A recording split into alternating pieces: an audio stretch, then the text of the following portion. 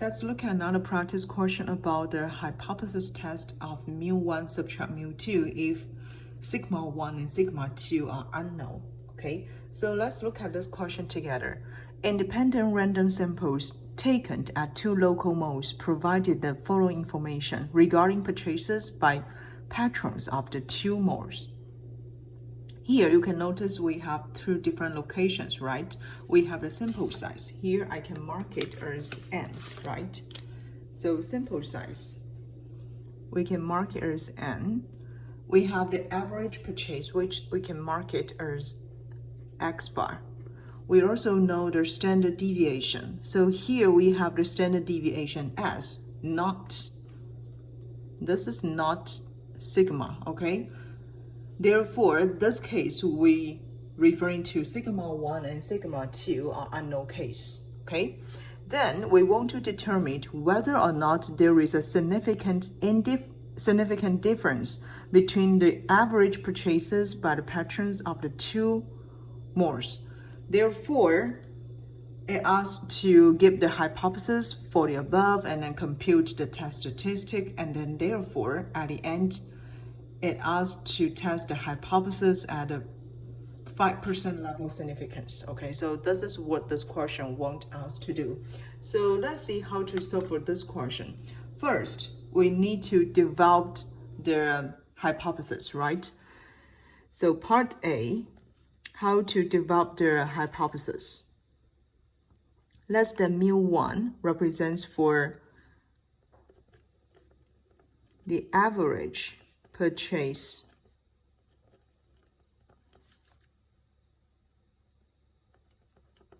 of the first place, Hamilton place, okay, of the first place.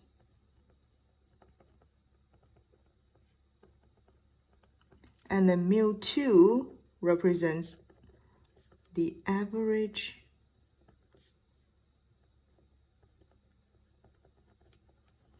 purchase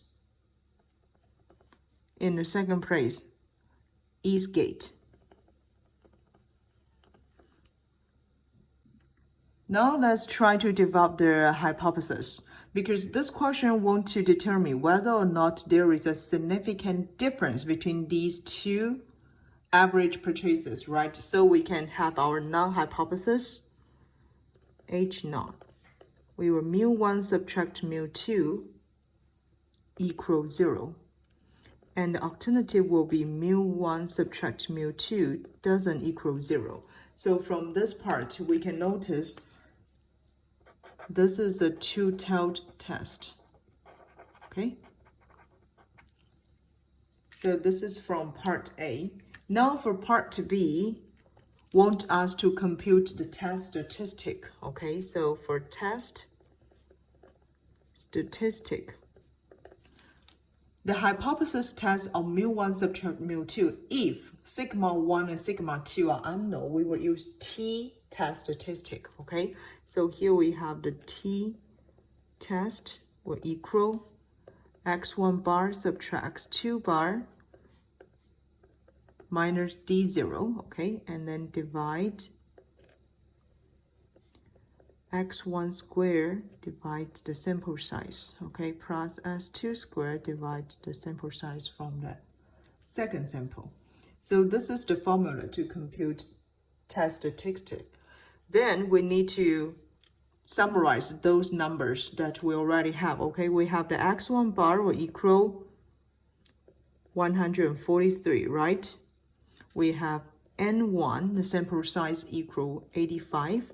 We also have their standard deviation S1 equal 22, okay?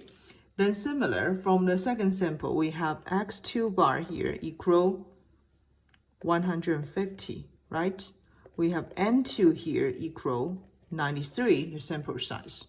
And then we have S2, the standard deviation from the sample equal $18, right? So what we need to do, we just need to put all those numbers into this formula, okay? So finally, here we can have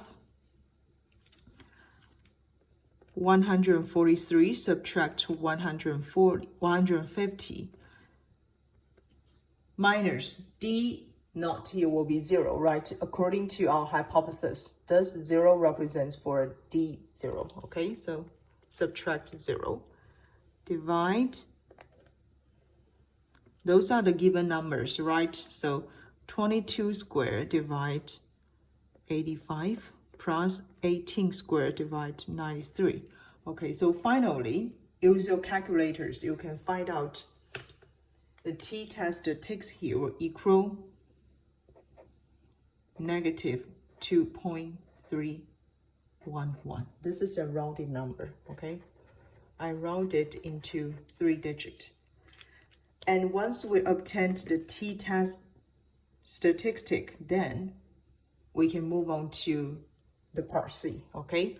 So for the last question, want us to compute, to do the hypothesis test if the level significance equal 5%, right? So what we can do, just write it down, this level significance first, okay? We have alpha equal level of significance. So alpha here equal 0.05. We need to find out a p-value at this t-test statistic, and we always use the absolute value if this t-test statistic is negative, okay? So what we need to do is to find out the p-value at absolute value of this t-test statistic, okay? Which means we need to find out a p-value at t equal 2.311. In order to find out a p-value, we need to find out the degrees of the freedom first, okay? So here we need to have the degrees of the freedom first.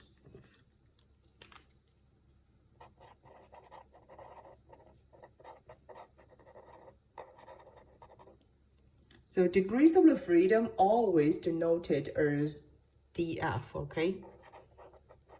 And as far as we learned from the previous practice question, we noticed that the degrees of the freedom based on the two populations will be a little bit complicated, okay? So let me just write down the formulas first.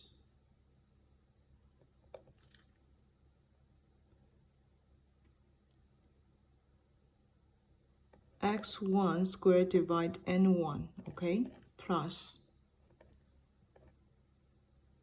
s2 squared divide n2. So those take square, okay, and then divide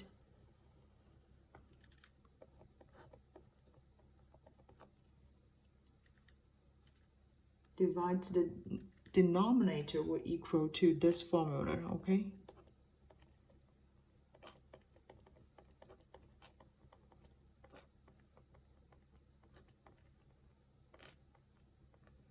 So this is the formula for us to compute the degrees of the freedom, and what you need to do is just put x1, s2, n1, n2, put those 4 numbers into this formula, okay? So those 4 numbers here, put it in this formula. So in this formula, using those numbers, and you can compute the degrees of the freedom here based on the calculators, okay? Nearly equal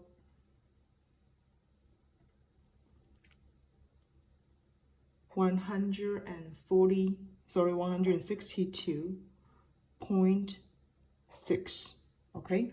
So this is the degrees of the freedom that we can obtain based on the given information. So from part B, we notice we have the test statistic, okay?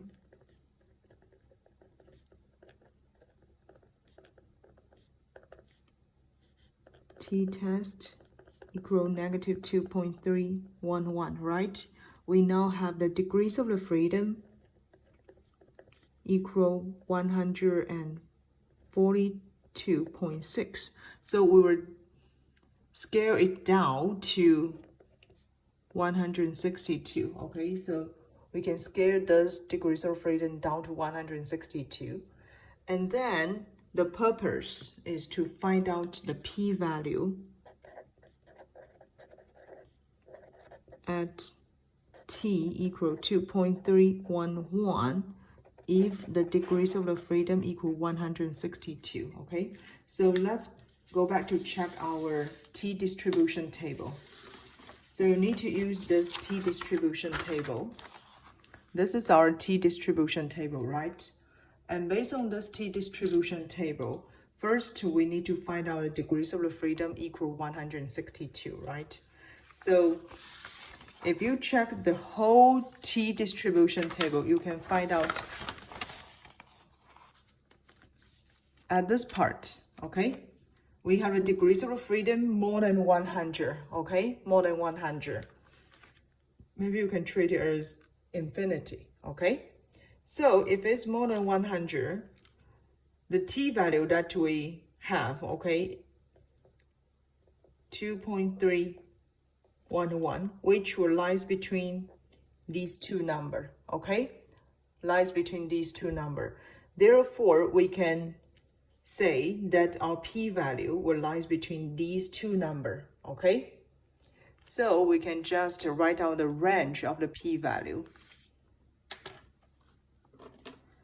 Based on the t distribution table, we can find out the range of the p-value lies between 0.025 and 0.01, okay? So this is the range that we can obtain, okay? We can have the range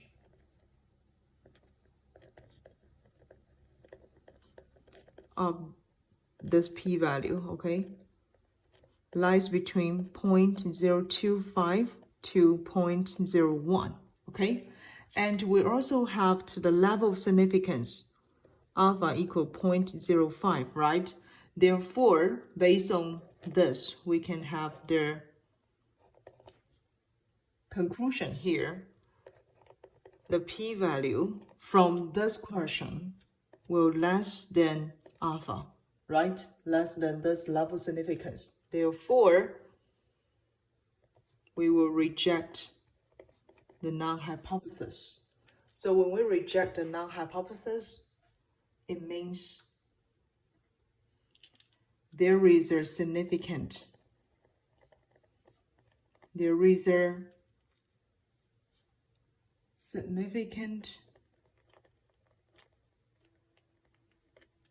difference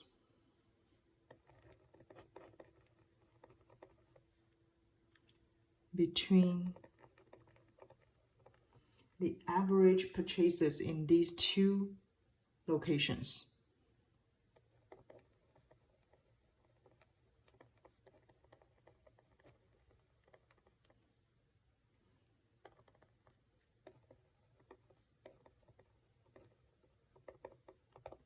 Okay, so this is the answer that we can obtain from part C based on the p-value approach. So here we will use p-value approach. This is the rejection rule of the null hypothesis based on the p-value approach.